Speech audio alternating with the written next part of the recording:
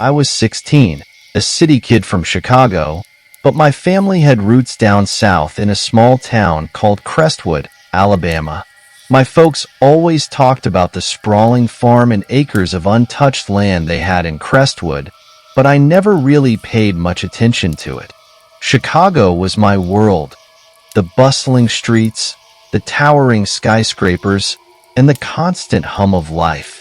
That all changed one summer when my parents decided we were heading to Alabama to reconnect with family and nature.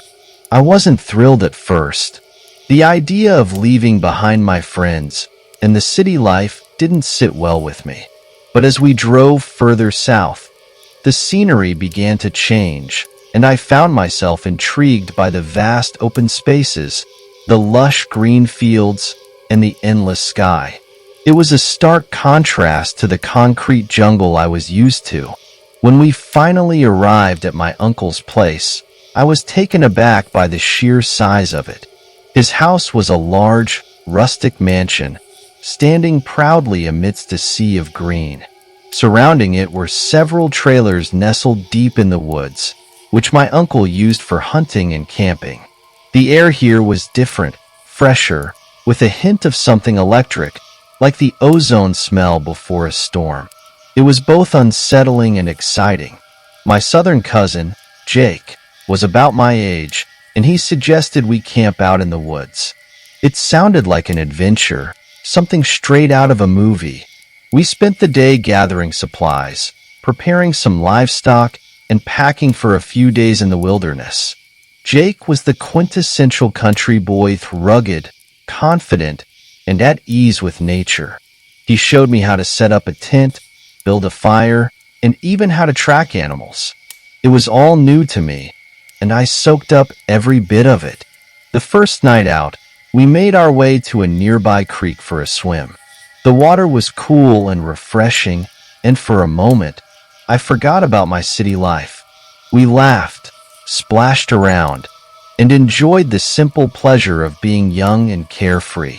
As the sun began to set, casting an orange glow over the landscape, we headed back to our camp. Suddenly, from the bushes, emerged an older man and a teenager holding a shotgun. My heart skipped a beat. They looked rough, like they had been out in the woods for days. The older man had a stern expression, his eyes scanning us with suspicion. "What are you boys up to?" he asked, his voice gravelly. Jake stepped forward and mentioned my uncle, whom they seemed to know. They relaxed a bit, but warned us to be cautious. The man spoke of a large animal sighting in the area, something dangerous. His son, who was about our age, asked to join us, and we agreed. His name was Tanner, and he fit right in with our group.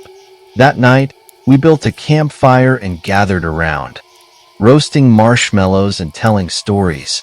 The sky was clear, and the stars were brighter than I had ever seen them. It felt like we were the only people in the world, surrounded by the vastness of the wilderness.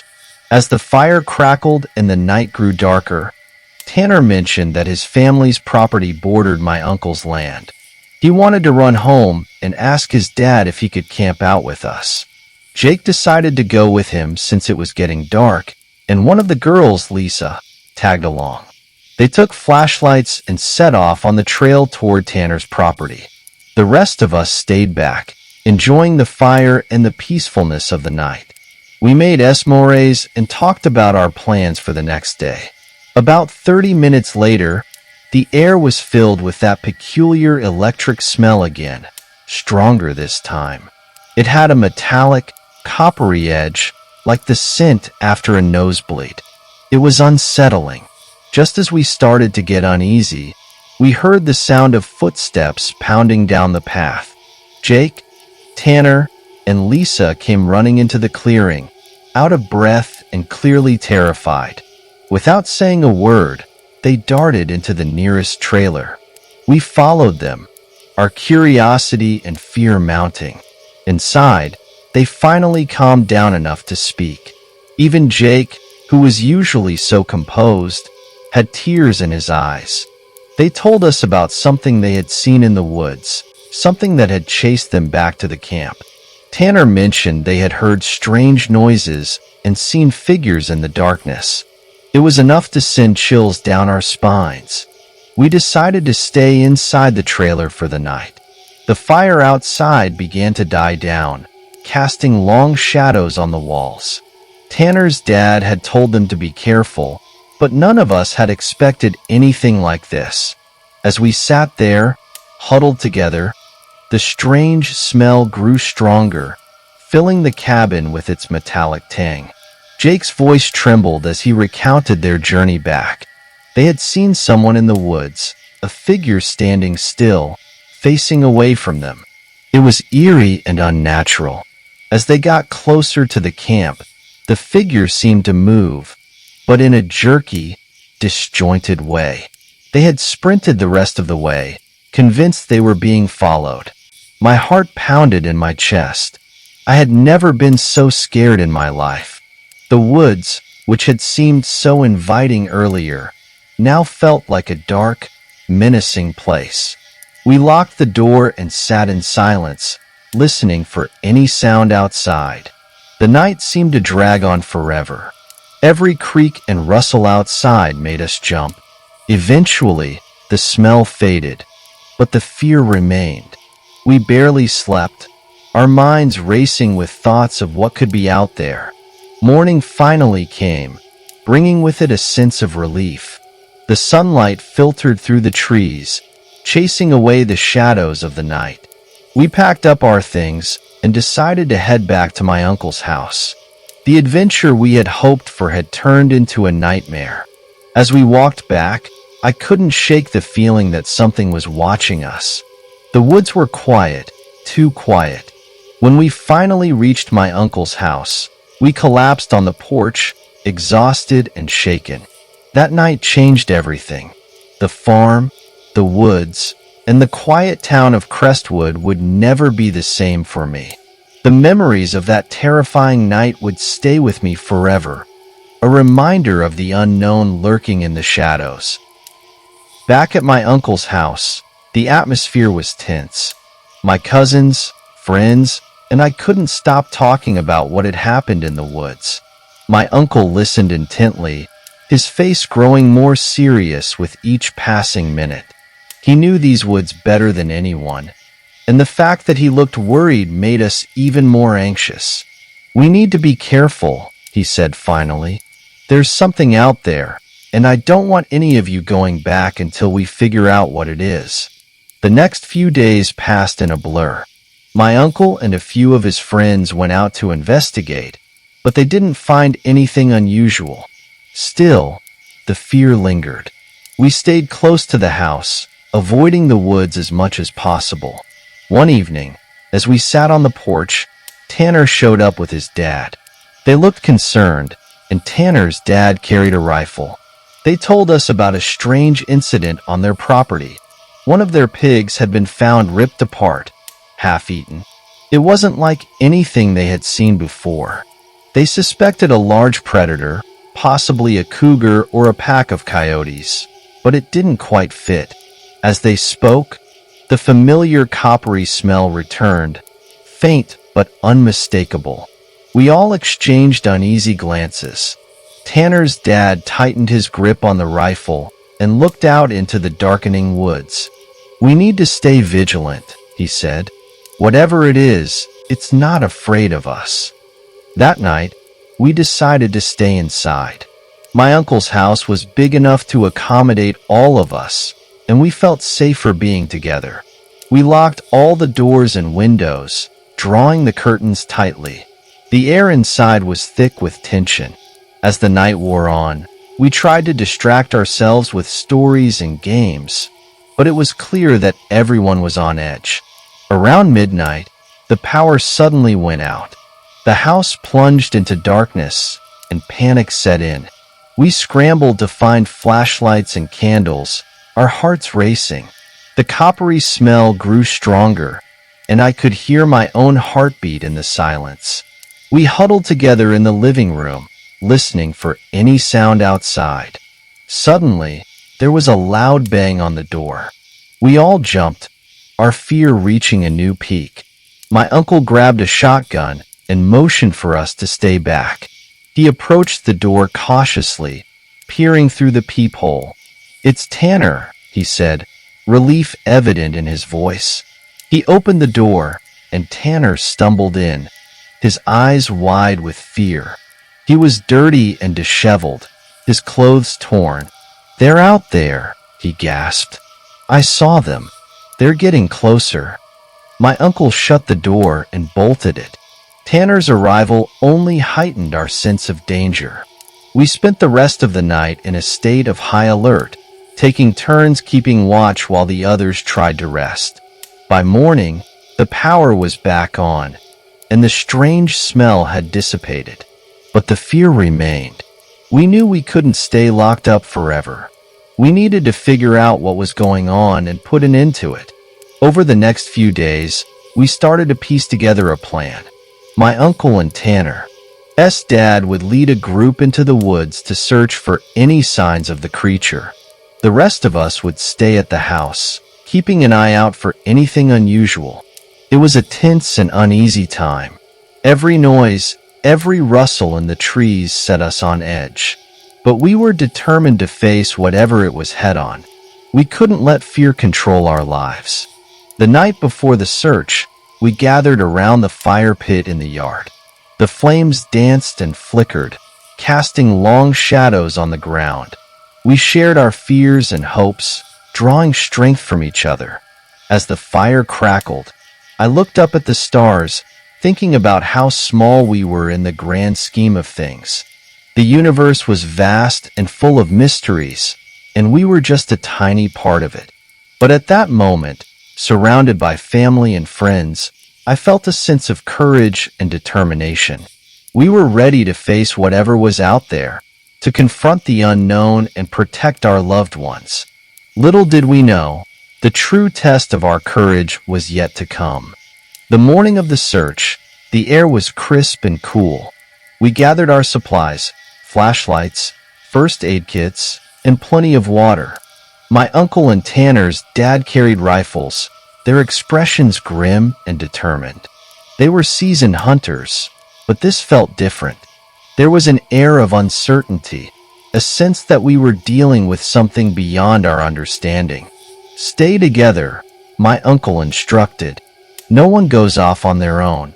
We don't know what we're dealing with, so we need to be prepared for anything." We nodded, our faces set with determination. The group consisted of my uncle, Tanner's dad, Jake, Tanner, and me. The rest of the family stayed back at the house, ready to call for help if needed.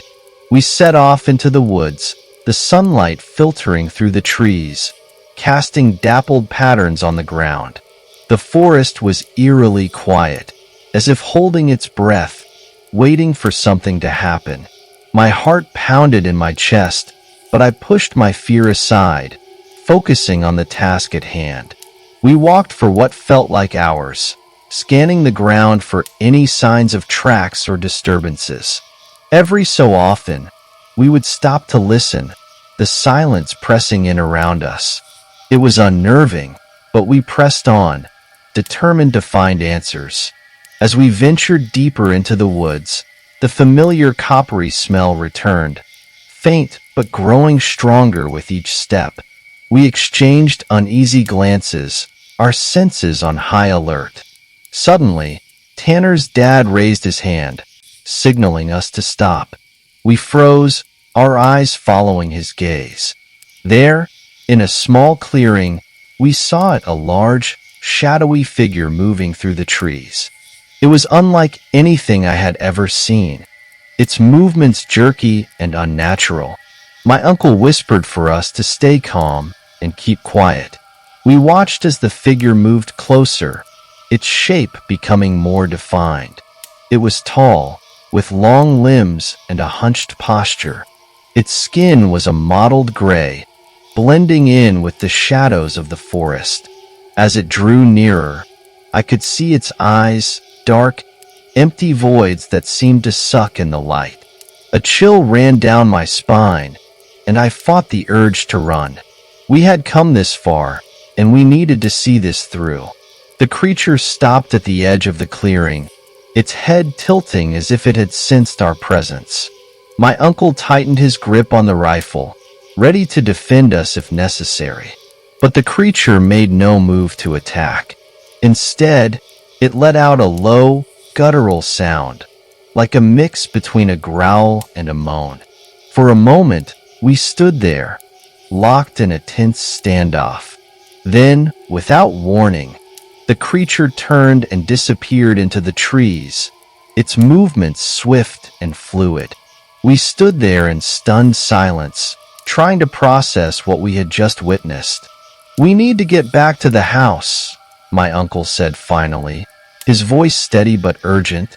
"We need to warn the others."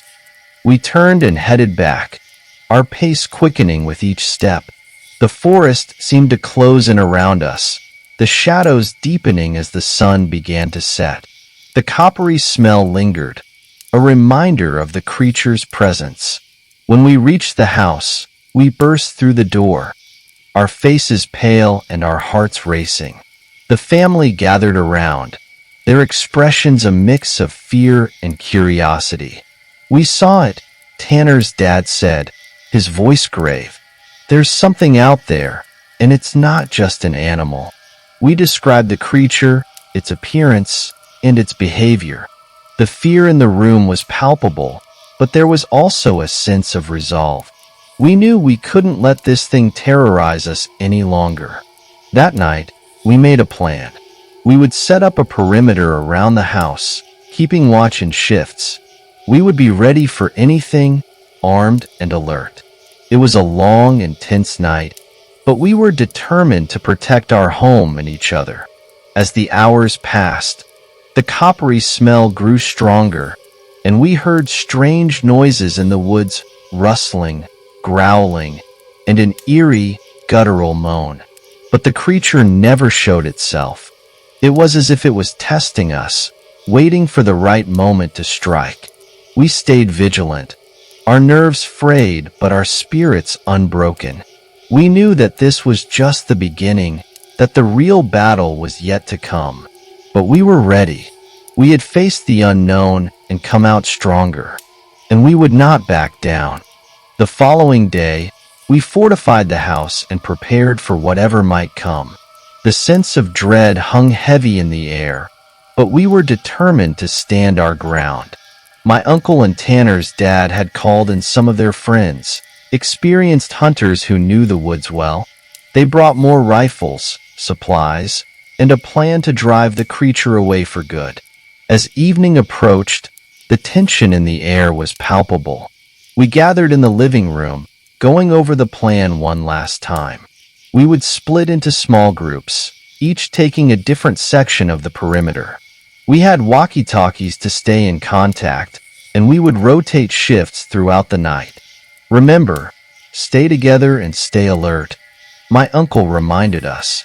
"We don't know what this thing is capable of, but we're not going to let it scare us off." The sun dipped below the horizon, casting long shadows across the yard. We took our positions, our eyes scanning the darkness for any sign of movement. The night was still, the only sounds the chirping of crickets and the occasional rustle of leaves. Hours passed, and the coppery smell began to creep in, growing stronger with each passing minute. My heart pounded in my chest, and I gripped my flashlight tightly, its beam cutting through the darkness. Suddenly, the walkie-talkie crackled to life. It was Jake, his voice urgent and tense. "I see something. It's moving towards the east side of the house." We exchanged glances, our muscles tensing. My uncle signaled for us to move, and we quietly made our way towards the east side, our flashlights and rifles at the ready. As we approached, the coppery smell grew almost overwhelming, and I could hear a low, guttural growl. My pulse quickened, and I felt a cold sweat break out on my forehead. We reached the edge of the yard and peered into the darkness. There it was, the creature, its shadowy form barely visible in the dim light. It moved slowly, deliberately, its eyes glowing faintly in the night. My uncle raised his rifle, his finger on the trigger. "Wait," Tanner's dad whispered. "Let's see what it does." The creature stopped, its head tilting as if sensing our presence. It let out that same eerie moan, a sound that sent chills down my spine. For a moment, it seemed to waver, as if deciding whether to attack or retreat. Then, without warning, it lunged towards us, its movements swift and aggressive. My uncle fired a shot, the sound echoing through the night. The creature let out a screech, a mix of pain and rage, but it didn't stop. We fired again and again, our shots piercing the night. The creature stumbled, its form flickering as if it were made of shadows. It let out one final, ear-piercing screech before collapsing to the ground. We stood there, our breaths coming in ragged gasps, our hearts pounding. The coppery smell began to fade, and the night seemed to grow quieter. We approached the creature cautiously, our flashlights illuminating its form. It lay there, motionless, its skin a mottled gray, its eyes now lifeless voids. Up close, it looked even more otherworldly, a thing born of nightmares. We stared at it, a mix of fear and relief washing over us. "It's over," my uncle said finally, his voice breaking the silence. "We did it." We stood there for a moment, absorbing the reality of what had just happened. Then, slowly, we made our way back to the house, our bodies and minds exhausted. Inside, we were met with anxious faces. We recounted the events, the tension in the room gradually giving way to relief and exhaustion. We had faced the unknown and come out victorious, but the experience had left its mark on all of us. In the days that followed, life began to return to normal, though the memory of that night would stay with us forever. The farm, the woods, and the quiet town of Crestwood had changed for me.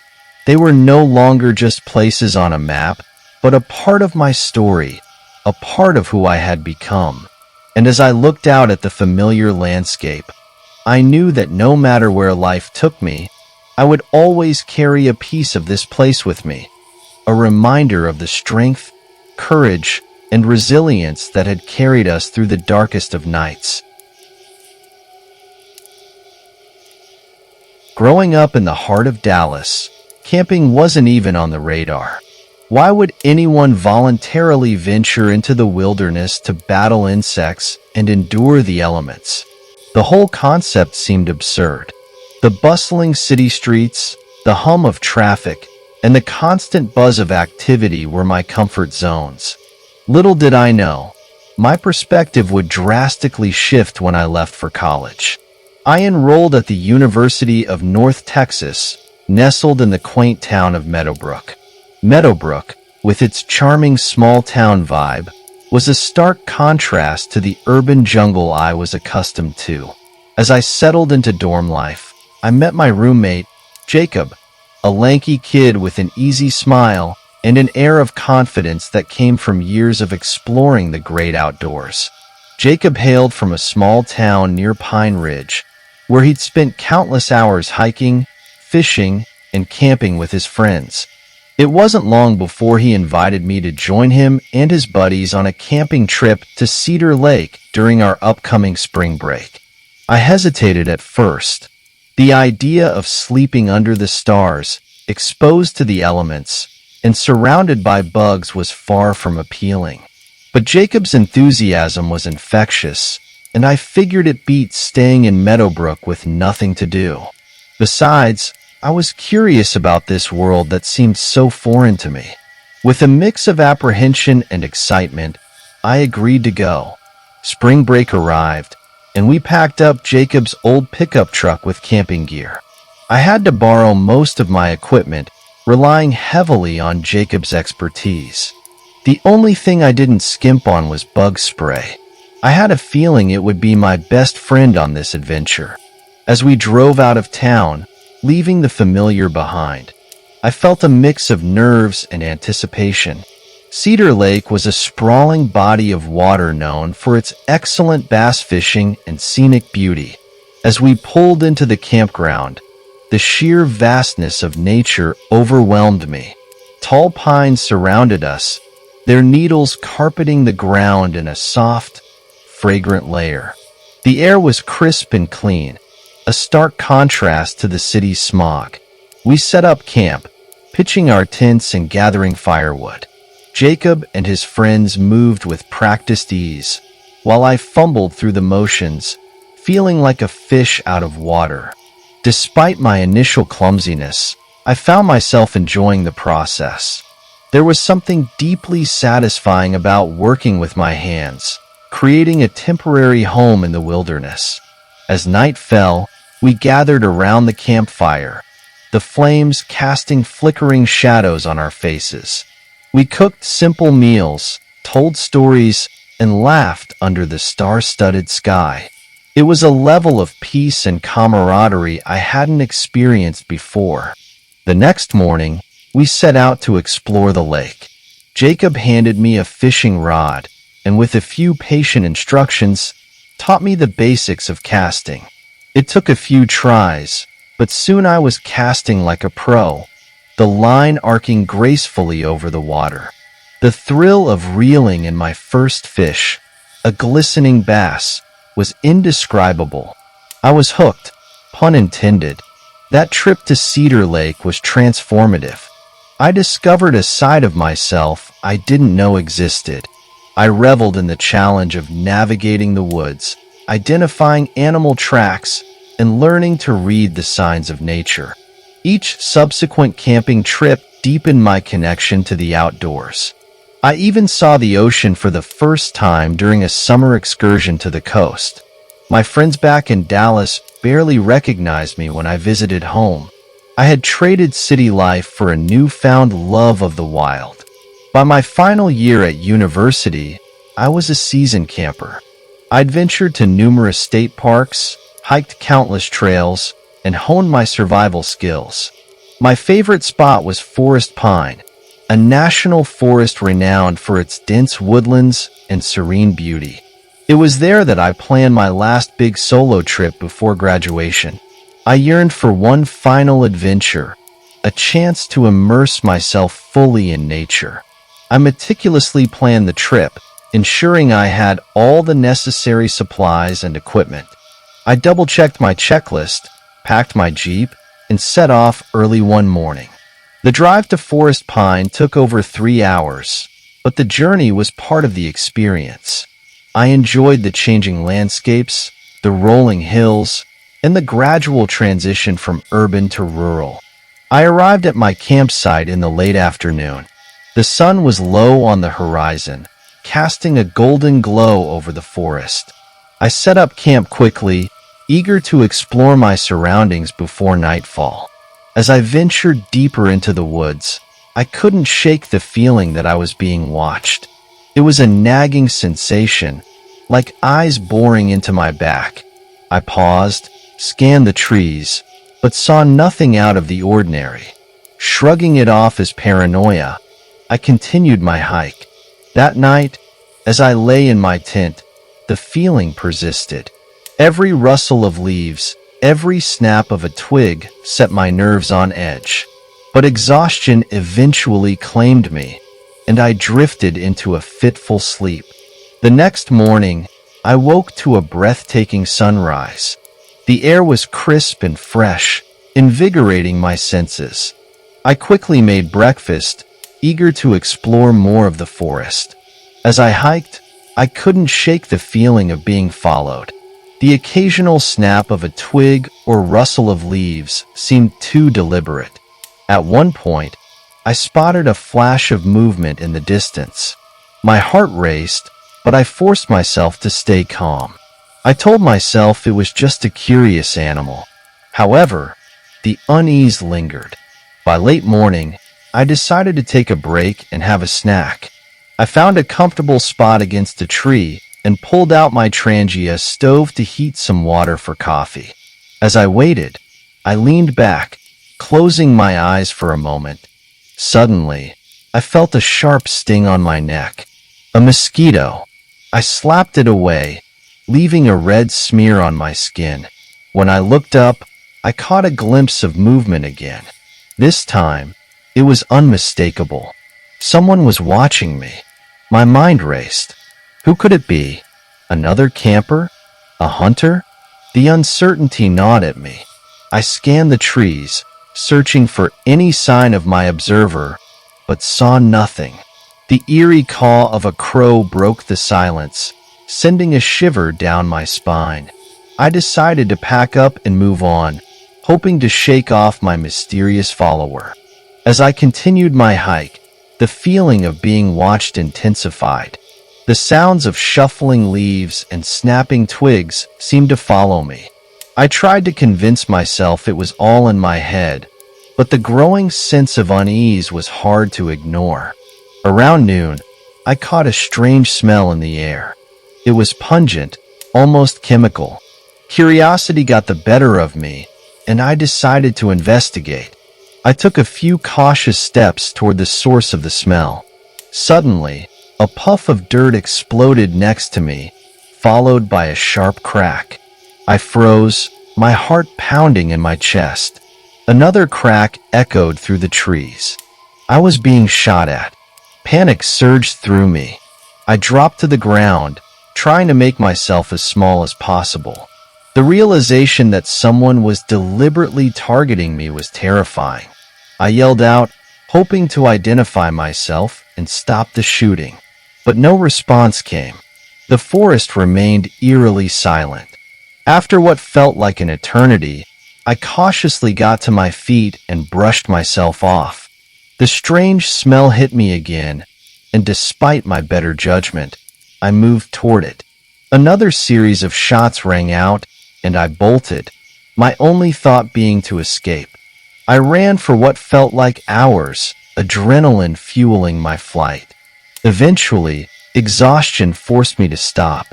I hadn't heard any shots for a while, but I didn't dare remain in one place for long. I took a quick drink from my canteen and continued my escape at a slower pace. Within an hour, I reached my camp. I hastily packed my gear, not caring about proper procedure.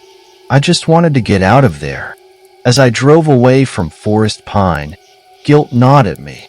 I should report the incident, warn others about the danger. But the thought of returning to the scene was unbearable. About 20 miles from the forest, I found a police station and made a report. The officer seemed unsurprised, suggesting it was an overzealous hunter, but I wasn't convinced. The shooting had felt deliberate, targeted.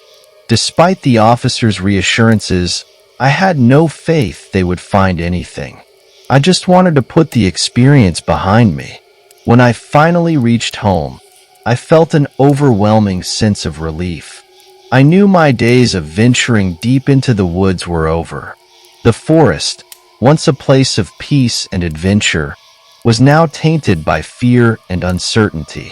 Over time, I returned to my life in Meadowbrook, focusing on my studies and preparing for graduation. But the incident haunted me. I couldn't shake the feeling that something sinister lurked in the woods. One day, while browsing an online forum, I stumbled upon a post that mirrored my experience. A hiker had encountered a cartel's pot field, guarded by armed men. The similarities were chilling. It was a stark reminder of the dangers that could exist in the most unexpected places. 9 years later, I'm back in Dallas, living a life that's much like it was before college. The city's hustle and bustle have replaced the serenity of the woods. I still love nature, but my relationship with it has changed. I occasionally gaze at the trees from my window, feeling a pang of longing. But the memory of that terrifying day in Forest Pine keeps me grounded. I've traded the thrill of adventure for the safety of familiarity. Life goes on, and I find solace in sharing my experiences with others. I teach them about the beauty and dangers of the wild, hoping to inspire a love for nature while also cautioning against its hidden threats. My days of solo camping are behind me, but the lessons I've learned remain ever present. The call of the wild still resonates within me, even if I now choose to answer it from a distance.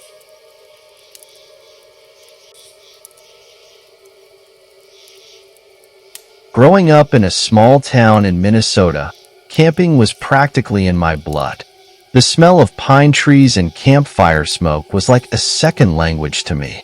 At 19, amidst the throes of college life at the University of Minnesota, I found myself yearning for those simple pleasures every time academic life closed in too tight. It was early October, and the leaves had just begun to flirt with shades of orange and crimson. The sky was that kind of deep blue you only see on crisp fall days. I was supposed to be studying for midterms, but the weather was just too good to pass up. I'd been feeling a bit hemmed in by city life and the relentless pace of my studies, so I decided to take a solo trip to clear my head. None of my sorority sisters were interested in joining. They preferred malls to mountains, so it was just me.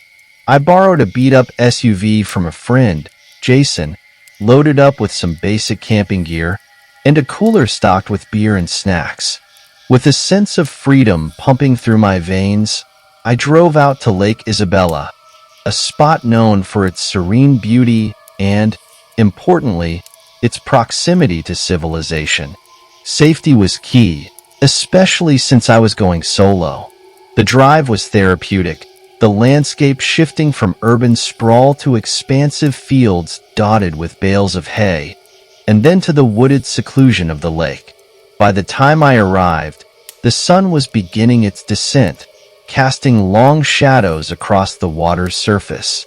I found a secluded spot near the lake that was hidden enough to offer peace, but not so isolated that help was out of reach should I need it. Setting up camp was second nature to me. I pitched my tent with practiced ease and gathered wood for a fire. The crackle of the fire was like music, and as the sky darkened, the stars began to punctuate the night with their silvery glow. I was alone, but instead of feeling lonely, I felt part of something larger, something wild and exhilarating. For dinner, I didn't bother much, just some sandwiches and a few beers. It wasn't gourmet, but sitting by the fire, it felt like a feast. I lost myself in a book I'd brought along, occasionally glancing up to absorb the quiet beauty around me. But as night deepened, so did the eerie stillness of the woods. That's when the prickling sense of being watched crept over me. Every little sound seemed amplified. A twig snapped to my right, and I froze, my heart thudding loudly in my ears. Peering into the darkness, I spotted a doe darting through the underbrush. Nothing more sinister than wildlife. I laughed at myself. Yet, the feeling didn't leave me. I gathered more wood, trying to shake off the unease. Back at camp, with the fire casting a comforting glow around me, I let myself relax again. I sat whittling a stick, the repetitive motion soothing. As the hours passed, I indulged in my beers and some cheap cigars I'd brought along for just such an occasion. It was liberating, being out here where no one cared how I acted or what I looked like. Eventually, fatigue began to set in from the day's excitement and the alcohol, and I decided to call it a night. I crawled into my tent and snuffed out the lantern, the darkness enveloping me like a thick blanket. I drifted off quickly but awoke around 2 a.m. to the sound of soft, cautious footsteps outside.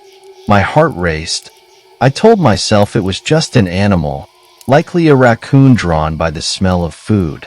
But as I lay there, half dreaming, half alert, I heard a strange rubbing noise against the tent. Then, something began to push against the fabric near my head. Frozen with fear, I gripped my knife tightly, ready to defend myself. It could be a prank, I thought. hoping it was just one of Jason's friends messing with me. But nothing more happened, and after what felt like an eternity, the noises stopped. Convincing myself I was safe, for now, I tried to stay calm, waiting for the first light of dawn to chase away the shadows. But sleep was impossible. As I lay there, every nerve on edge, I decided to put on my boots, ready to bolt if needed. Then, as if to confirm my worst fears, the sudden blare of a car alarm shattered the night. I scrambled out of the tent, heart pounding, only to be grabbed violently from behind. As I stumbled out of the tent, something cold and firm clamped over my mouth. Panic surged through me, adrenaline flooding my system. In a split-second decision, I bit down hard. The taste of salt and a sharp yelp of pain filled the air as the intruder's pinky slipped between my teeth. With a gruesome pop, the finger detached, and the person howled, recoiling in agony. I didn't pause to process what had happened. Survival instincts kicked in, and I sprinted away from my tent, down the hill, the cold night air whipping against my face. My heart was pounding so loud, I could barely hear the rustling of the trees as I ran. I must have looked a sight when I finally reached the nearest house, a modest cabin with lights that seemed like beacons of safety. I was breathless, wearing only a tank top and boxers, with my steel-toed boots clanging against the ground, and a mix of blood and saliva dripping from my lip. Not from the assailant's finger, but from where I'd bitten my own lip in the chaos. I hammered on the door, desperate. An elderly couple opened it, their expressions shifting from shock to concern as they took in my disheveled appearance. Between gasps for air, I managed to explain what had happened. They ushered me inside, called the police, and handed me a glass of whiskey mixed with Coke to calm my nerves. When the officers arrived, I recounted the ordeal. They were grim but professional, taking down every detail as they prepared to search the area. The couple lent me some clothes, a far cry from my makeshift attire, and I waited, shivering and sipping the whiskey, which soothed my raw nerves a little. It wasn't long before the police returned with news. They'd found the spot where I was camping. The scene was chilling. Right next to my tent was a red gas can, a sinister reminder of what could have been if the situation had escalated further. Worse still, the severed finger was gone, suggesting that the attacker had returned, retrieved it, and escaped. They had searched the area but found no other sign of him. I was escorted back to the site to retrieve Jason's SUV and what was left of my gear. The drive back was quiet, each of us lost in our thoughts about the night's events. The reality of how close I had come to a different outcome hung heavy in the air. Back at the cabin, the police continued their investigation, but hope of catching the assailant that night was fading. They promised to keep me updated, but as they left, I felt a hollow pit in my stomach. Somewhere out there, a man, possibly sitting down to dinner with his family, was nursing a grievous wound and a grudge. His identity remained a mystery, as did his motives.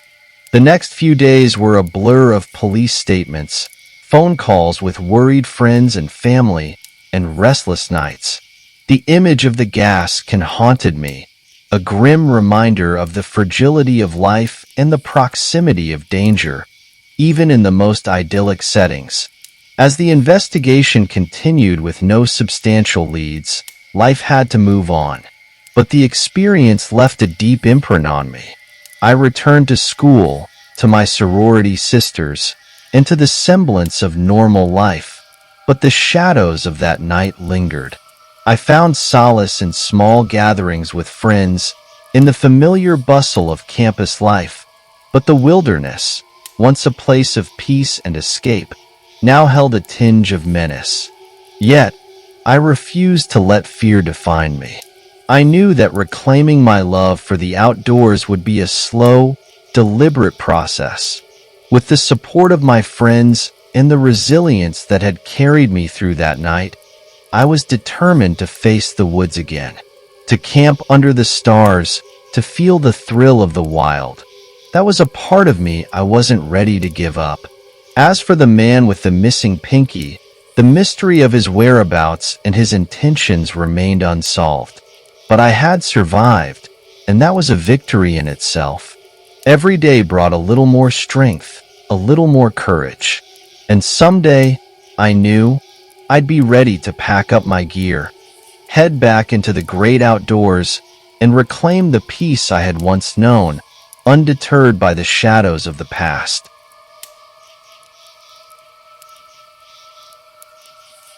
My brother, Alex, and I had always shared a love for the mountains.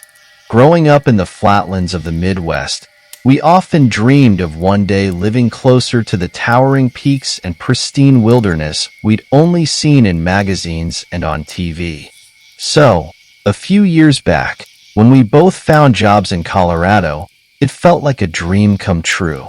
We pooled our resources and rented a townhome in the suburbs right outside of Denver, giving us the perfect base to explore the majestic Rockies just a short drive away. Living in Colorado was everything we'd hoped for. The proximity to the mountains allowed us to indulge in our passion for hiking, camping, and exploring the great outdoors. However, the accessibility of the trails also meant that they were often crowded with locals and tourists alike, making it hard to find the solitude we craved. After a particularly busy summer, Alex and I decided it was time for a change. We planned a 3-day backpacking trip deep into the wilderness, far from the well-trodden paths and bustling trailheads. Alex took charge of mapping out our route. He spent weeks poring over topographic maps and researching lesser-known trails to find the perfect spot. Finally, he found a remote trail that promised the peace and quiet we were seeking. With our route planned and our gear packed, we set out early one Friday morning, excited for the adventure ahead. The drive to the trailhead was long but scenic. As we wound our way through the mountains, we left the hustle and bustle of Denver far behind. The road grew narrower and less maintained as we climbed higher into the Rockies. By the time we reached the trailhead, we were surrounded by dense forest and towering peaks. Only one other car, a dusty old SUV, was parked there when we arrived. Its windows were covered in a thick layer of grime, and it looked like it hadn't been moved in weeks. "Looks like we'll have the place to ourselves," Alex said with a grin as we strapped on our backpacks. We double-checked our gear, made sure we had our permits, and set off down the trail with a sense of excitement and anticipation. The first day of our hike was relatively easy. The trail meandered through a lush valley, flanked by tall pines and the occasional rushing stream. We covered about 8 miles, gradually gaining elevation as we neared the base of a mountain. The last couple of miles were more challenging, with a steep ascent up the mountainside. By the time we reached our campsite, a small flat area perched on the edge of a cliff, we were exhausted but exhilarated. The view from our campsite was breathtaking. We could see the entire valley spread out below us, bathed in the golden light of the setting sun. We set up our tents, gathered some sticks and stones to make a fire pit, and settled down to enjoy the evening. As the fire crackled and the stars began to twinkle overhead, Alex and I talked about everything and nothing, savoring the tranquility of the wilderness. We had been talking for what felt like hours when we both heard it, a faint sound coming from the trail. We fell silent, listening intently as the sound grew louder. Footsteps. Someone was approaching our campsite. Alex and I exchanged a wary glance. It was unusual for anyone to be out on the trail this late, especially without a headlamp. A minute later, a man emerged from the darkness and into the light of our campfire. He was grinning, but there was something unsettling about his expression. He wasn't wearing any hiking gear, just a worn jacket and jeans. The lack of a headlamp was odd, given the pitch-black darkness of the forest at night. "Hey, did you need something?" Alex asked, standing up and putting himself between me and the stranger. The man's grin widened as he looked at us. "I'm a park ranger," he said, his voice low and gravelly. "I've been following your trail for a while. This section of the park is closed for the season, and you shouldn't be here." Alex and I exchanged another glance. Something was definitely off. We knew the park was open, and we had permits to camp here. Plus, it didn't make sense for a park ranger to be out here in the middle of the night, alone and without proper gear. "Are you sure about that?" Alex asked, his voice calm but firm. "We checked the park's website and got our permits just yesterday." The man's grin never faltered. "You need to pack up and leave," he insisted. "I'll lead you back to the trailhead." Alarm bells were ringing in my head. This man wasn't who he said he was, but I didn't know what he wanted or how dangerous he might be. I could see Alex's mind racing, trying to assess the situation and come up with a plan. "No, we're staying here," Alex said firmly. "We'll leave in the morning." The man's grin finally faded. He stared at Alex for a long moment, then turned his gaze to me. His eyes were cold and predatory, sending a chill down my spine. Without another word, he turned and walked back into the darkness.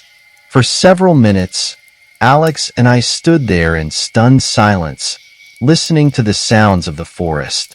When we were sure he was gone, we rekindled the fire, adding more dry sticks to keep it burning brightly. Neither of us was willing to sleep after that encounter. We took turns keeping watch, our ears straining for any hint of movement. Throughout the night, we heard the occasional rustle of leaves and the snap of twigs, but we never saw the man again. By the time the first light of dawn broke through the trees, we were exhausted but relieved to have made it through the night unscathed. We packed up our camp quickly, eager to leave the area and put as much distance between us and that strange encounter as possible. As we retraced our steps back to the trailhead, we couldn't shake the feeling that we were being watched. Every snap of a twig and rustle of leaves made us jumpy, our nerves on edge. When we finally reached the trailhead, the dusty SUV was still there, looking as abandoned as before. It made us wonder if the driver had encountered the same man and what might have happened to them. Back in the safety of our townhome, we called the local authorities to report the incident. They took our statement but seemed skeptical, suggesting that the man might have been a harmless wanderer or someone playing a prank. But Alex and I knew better. There was something seriously wrong with that man, and we couldn't shake the feeling that we had narrowly escaped a dangerous situation.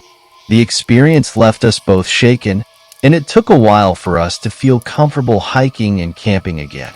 The mountains, which had always been a source of joy and adventure, now held a hint of menace. But over time, the fear began to fade, replaced by a renewed sense of caution and awareness. We never found out who the man was or what he intended, but the memory of that night stayed with us. It was a stark reminder that even in the most beautiful and serene places, danger could lurk in the shadows.